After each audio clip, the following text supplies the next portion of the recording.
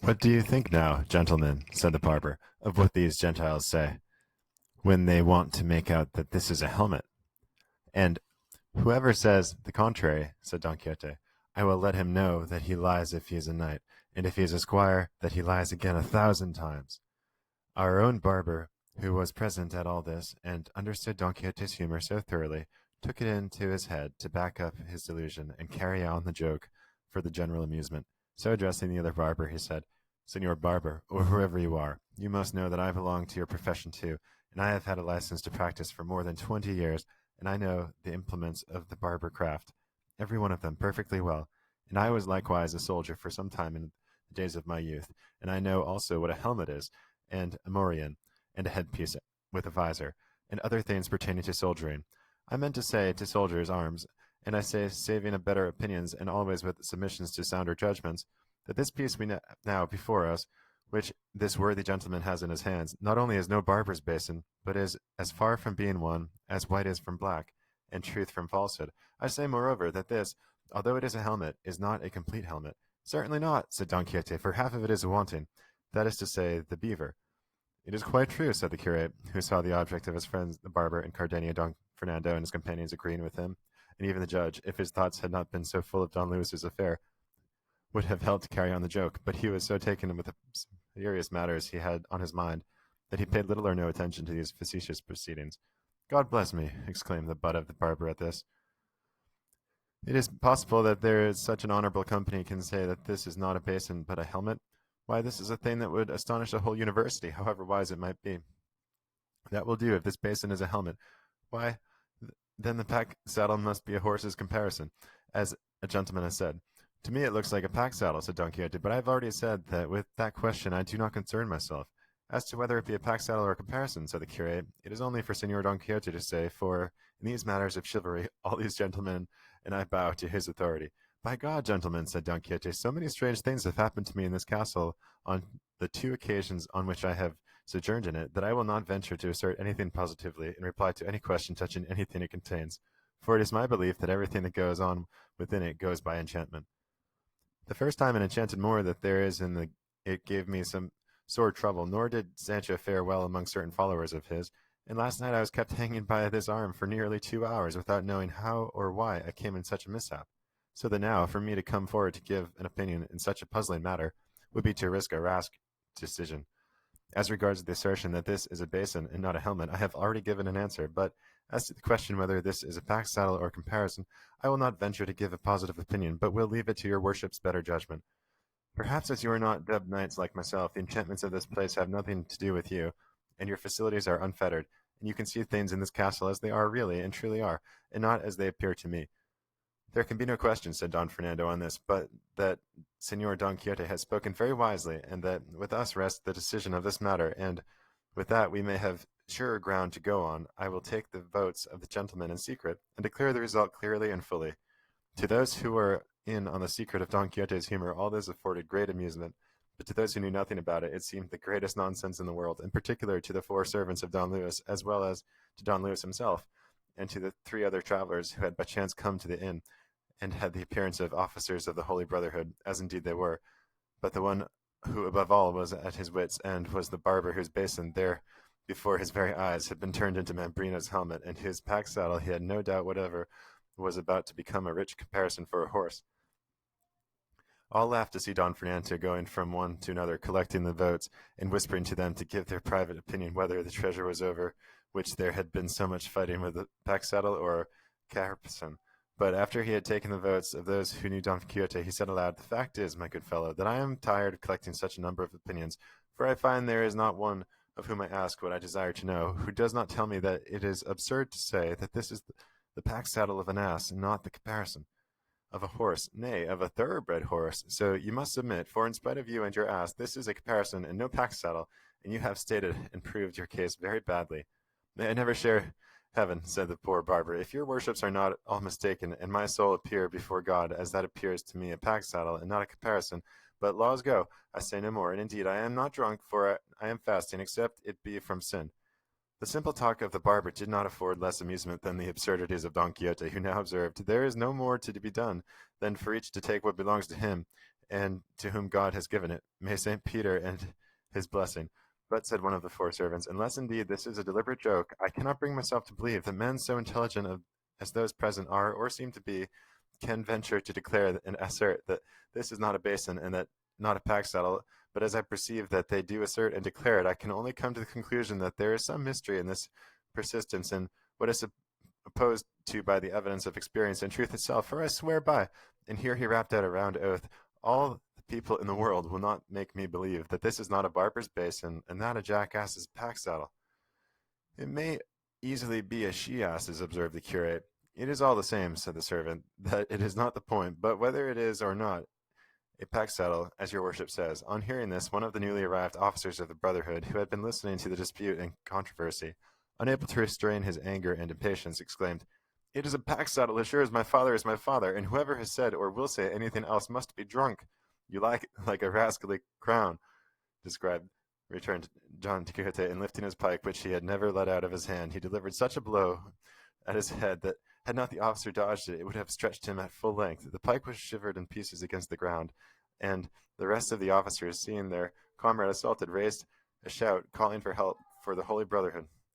The landlord, who was of the fraternity, ran at once, fetched his staff to office and his sword, and ranged himself on the side of his comrades. The servants of Don Luis clustered around him, lest he should escape from them in the confusion. The barber, seeing the house turned upside down, once more laid hold of his pack saddle, and Sancho did the same. Don Quixote drew his sword and charged at the officers. Don Luis cried out to his servants to leave him alone and go and help Don Quixote and Cardenio and Don Fernando, who were supporting him. The curate was shouting at the top of his voice. The landlady was screaming. Her daughter was wailing. Maritonius was weeping. Dorothea was aghast. Lucinda terror-stricken, and Donna Clara in a faint. The barber cudgeled Sancho, and Sancho pommeled the barber. Don Luis gave one of his servants, who ventured to catch him by the arm to keep him from escaping, a cuff that bathed his teeth in blood. The judge took his part. Don Fernando had one of the officers down and was belaboring him heartily. The landlord raised his voice again, calling for help for the Holy Brotherhood, so that the whole inn was nothing but cries, shouts, shrieks, confusion, terror, dismay, mishaps, sword cuts, fisticuffs, cudgellings, kicks, and bloodshed. And in the midst of all this chaos, complication, and general entanglement, Don Quixote took it in his head that he had plunged into the thick of the discord of Agramante's camp, and in a voice that shook the inn like thunder, he cried out, "Hold all!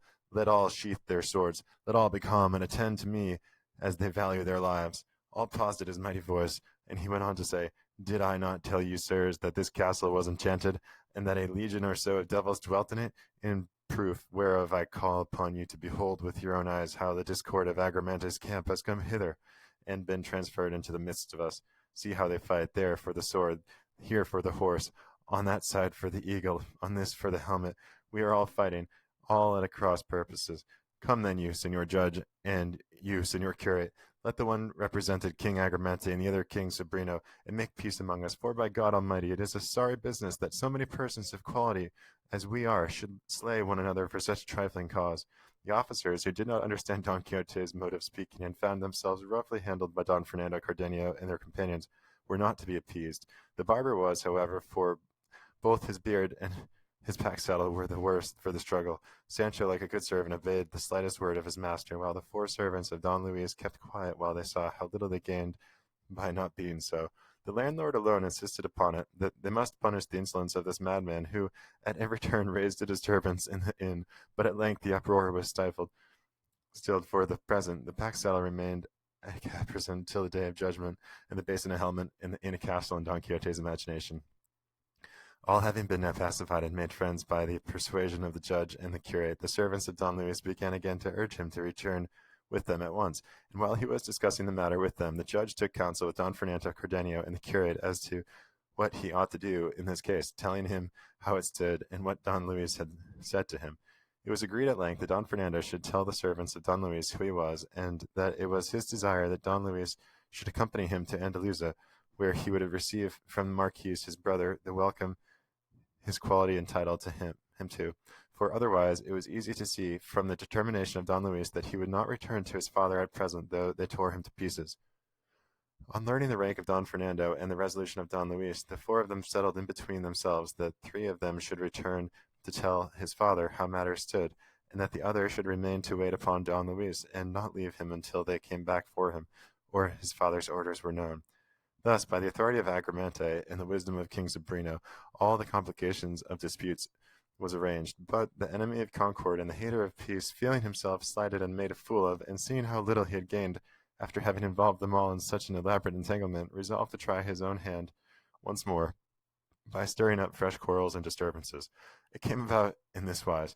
The officers were pacified on learning the rank of those with whom they had been engaged, and withdrew from the contest, considering that whatever the result might be, they were likely to get the worst of the battle. But one of them, the one who had been thrashed and kicked by Don Fernando, recollected that among some warrants he carried for the arrest of certain delinquents, he had one against Don Quixote, whom the Holy Brotherhood had ordered to be arrested for setting the galley slaves free, as Sancho had, with very good reason, apprehended.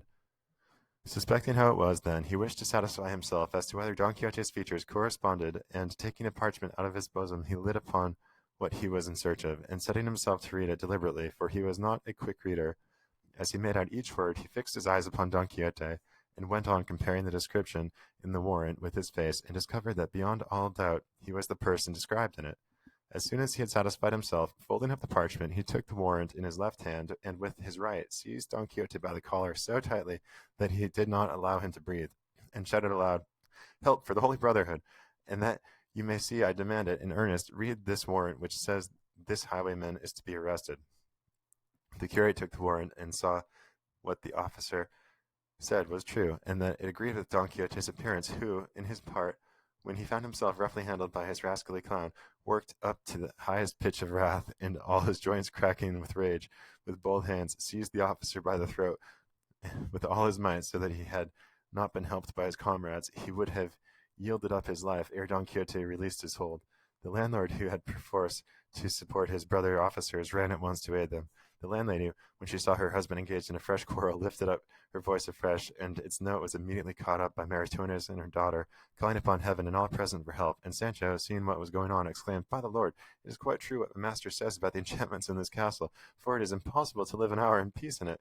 Don Fernando parted the officer and Don Quixote, and to their mutual contentment made him relax the grip by which they held, the one on the coat collar, the other by the throat of his adversary. For all this, however, the officers did not cease to demand their prisoner, and call on them to help and deliver him over bound to their power, as was required for the service of the king and the Holy Brotherhood, on whose behalf they again demanded aid and assistance to the effect of the capture of this robber and footpad of the highways. Don Quixote smiled when he heard these words, and said very calmly, "Come now, base, ill-born brood, call ye it highway robbery to give freedom to those in bondage, to release the captives, to succour the miserable, to raise up the fallen, to relieve the needy, infamous beings, who by your vile groveling intellects deserve that heaven should not make known to you the virtue that lies in knight-errantry, or show you the sin and ignorance in which ye lie when ye refuse to respect the shadow, not to say the presence of any knight-errant. Come now, band, not of officers, but of thieves, footpads with the license of the Holy Brotherhood, tell me who was the ignoramus who signed a warrant of arrest against such a knight as I am? Who was he that did not know that knights errants are independent of all jurisdictions, that their law is their sword, their charter their prowess, their edicts their will? Who, I say again, was the fool that knows not that there are no letters patent of nobility that confer such privileges or exemptions as a knight errant acquires to the day he is dubbed a knight, and devotes himself to the arduous calling of chivalry? What knight errant ever paid poll tax, duty, queen's pin money, king's dues, toll, or ferry? What tailor ever took payment of him for making his clothes? What castellan that received him in his castle ever made him pay his shot? What king did not seat him at his table? What damsel was not enamored of him, and did not yield herself up wholly to his will and pleasure? And lastly, what knight errant has there been, is there, or will there ever be in the world, not bold enough to give, single-handed, 400 cudgellings to 400 officers of the Holy Brotherhood, if they come in his